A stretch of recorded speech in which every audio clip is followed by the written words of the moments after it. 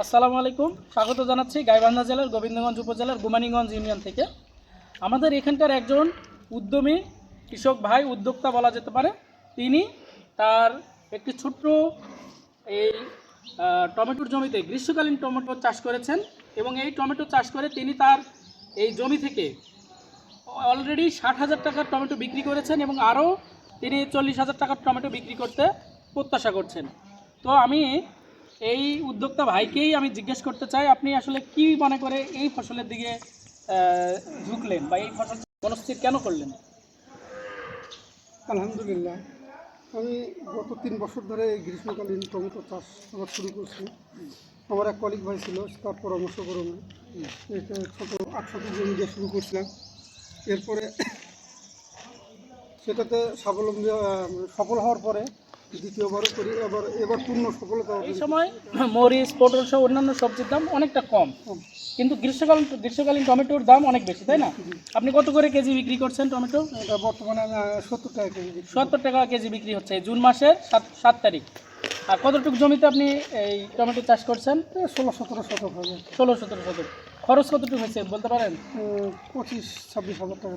25-26 হাজার। আর এখন পর্যন্ত আয় কতটুকু হয়েছে বা লাভ? প্রায় 34-35 হাজার। 34-25 হাজার টাকা লাভ হয়েছে এবং আরও তো ফসল আছে।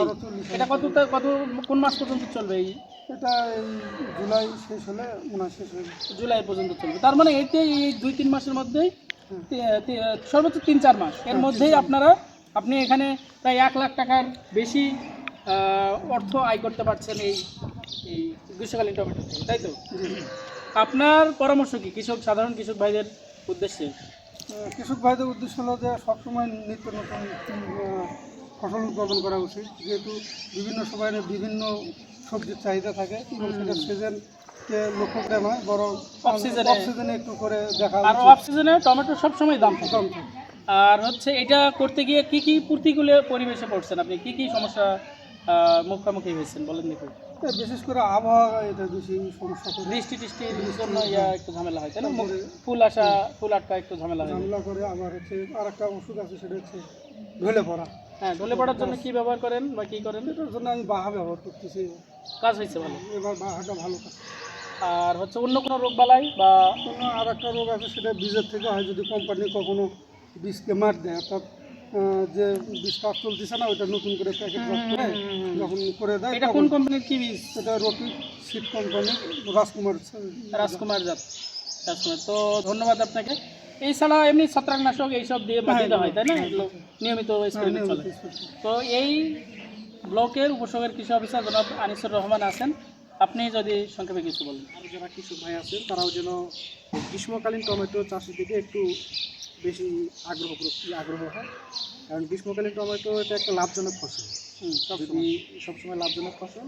যদি আবহাওয়া তো প্রতিকূল থাকবেই এখানে, তারপরেও যতটুকু হয় এখান থেকে অনেক ভালো লাভবান হওয়া সম্ভব।